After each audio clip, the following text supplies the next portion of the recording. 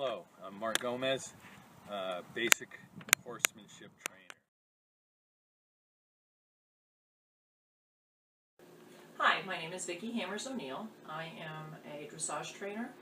I have been for about 30 years. I am very involved with the United States Dressage Federation instructor education program. I'm on the faculty for that, and so I go all over the country teaching workshops and helping people be better instructors and trainers. So my first question to you is, what is your riding background and when did you start? My riding background is anything with four legs. I started when I was about 12 years old. My first question to you is, what is your riding background? When did you start? I got my first horse when I was 13. I rode a little bit before that, like at summer camp and things like that. And then started Western and bareback, and then went to hunt seat briefly. Because I grew up in the Midwest and there really wasn't any dressage, and I got a little bit of an introduction to it and was kind of intrigued.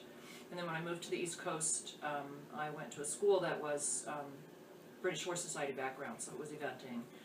And the dressage intrigued me from day one. It just, I did a little bit of eventing, school like up through preliminary fences, but the dressage just kept grabbing me. And I realized kind of that, I like jumping things that are about 2'6", and after that, yeah, I could really leave that alone. So that was sort of where I ended up. What sports do you compete in the equine industry? Polo is pretty much it. What made you interested in the sport and stick with it? A love of horses and excitement and physical activity, and once you get hooked on polo, that's it.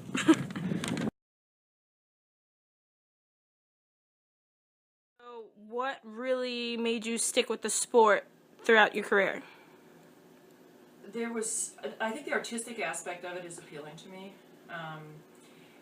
and the harmony, and that has always been a little bit of a bug of mine, is the forcing and the sort of it being all about power with the sacrifice of the harmony between the horse and rider. So for me, I was happy when the FEI added that happy athlete phrase into their description of dressage, and when the USEF changed their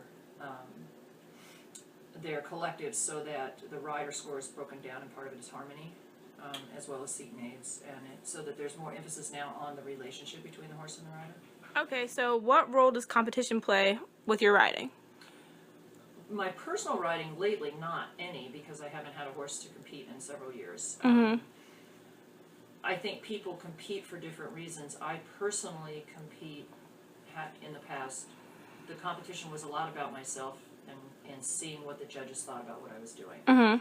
And in the process, if that meant that I beat everybody else, that was fabulous. Yes. But it was really about getting the feedback from the judges and seeing where that horse was going and how that horse was progressing. What role does competition play and how important is it to you in your riding? It's more about the horse and the understanding, but to play competitively is kind of like the test of how you're doing with your training.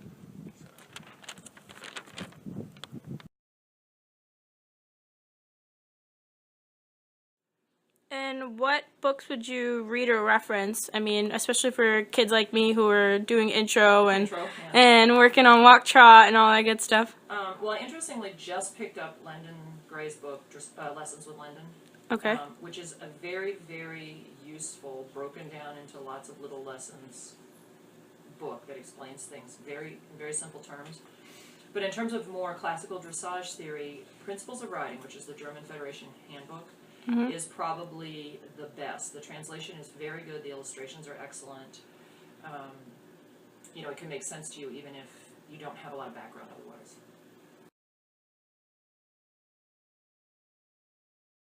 Okay, so since you said that you were a trainer, what do you reference or who do you reference with your methods? The closest one to parallel would be John Lyons.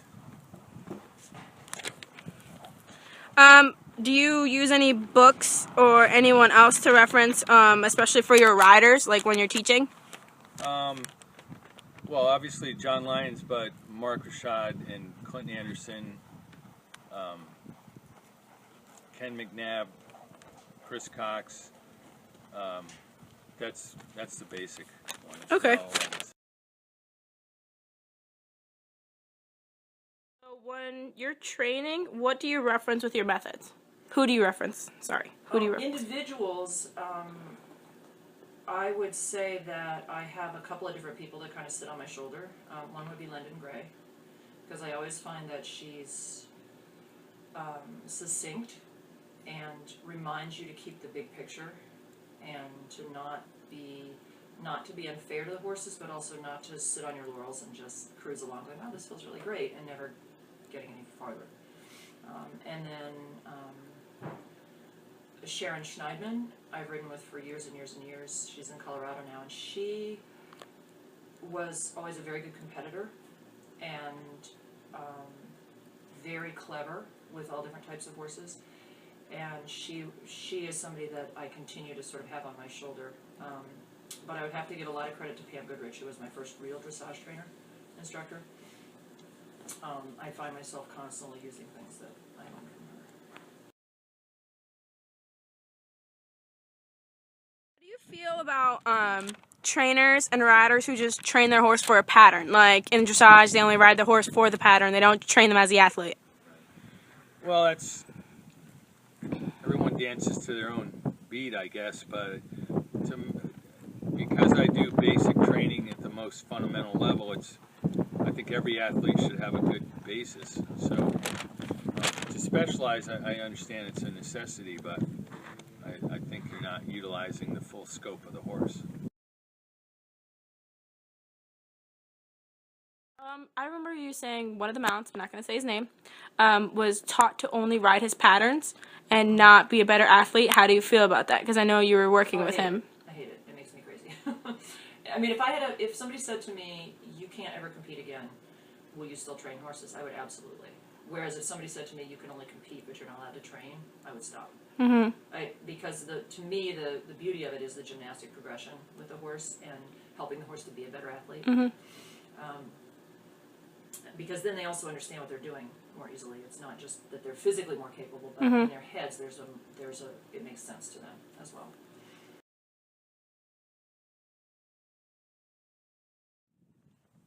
Okay, so what kind of discipline do you use when your horse is misbehaving or not working as they quote-unquote should be? I truly believe it's a lack of understanding, so I just go back, take steps backwards, and start somewhere there must have been a gap.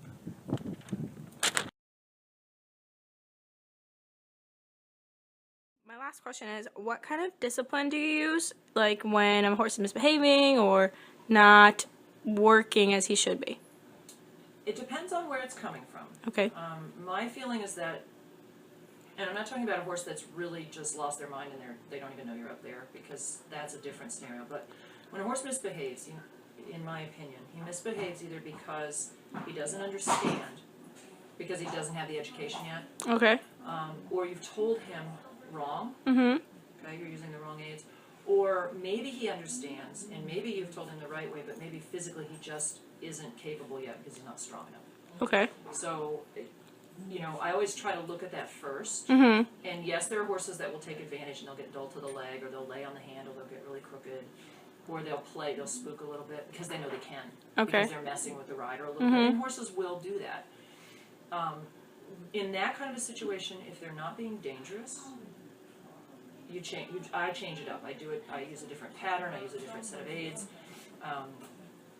If a horse is spooking, I'll have them halt and stand there by what they're spooking at, or I'll circle them or pass it a few times. Okay.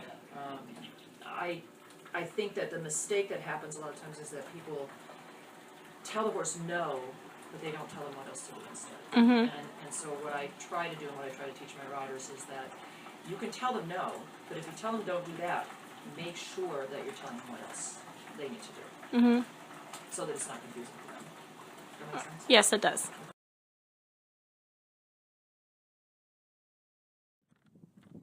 And comparing modern to classic riders, I know that a lot of books have been referencing that the classic rider builds the athlete, and then there's a few articles lately that says the modern rider just kind of wants everything now. How do you feel about that? I I've seen a lot of that now mentality, because in the classical sense it was a scale, steps per se, as far as, you know, you start at the bottom and you work your way up incrementally, and that's what the level of competition should be, at a certain step in that process. So yeah, I think the classical sense, they had it right. You had to build from a foundation, and it took a long time to get to a higher level.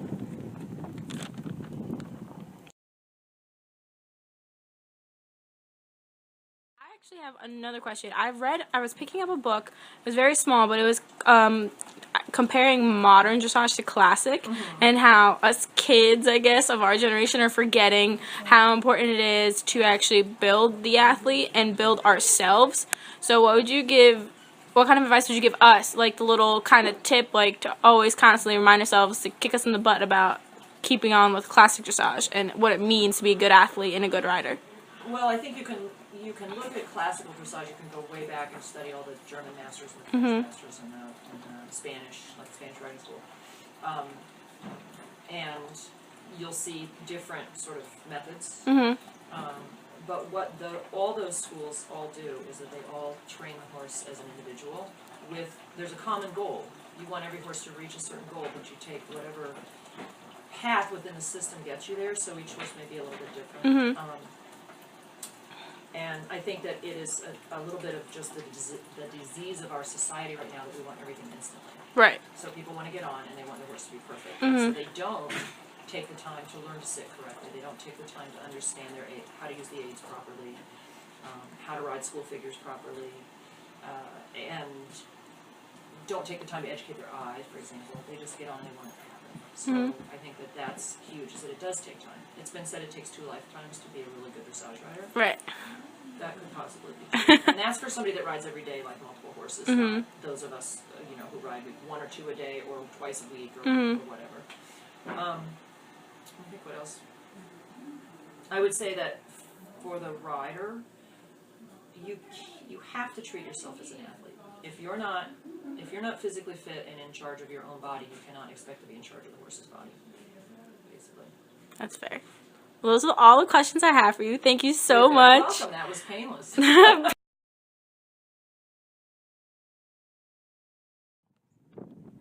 don't have any more questions for you. Is there anything you would like to leave us with?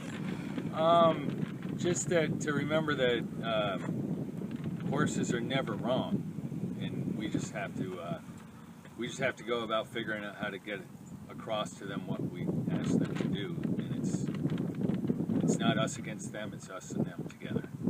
Perfect. Thank you.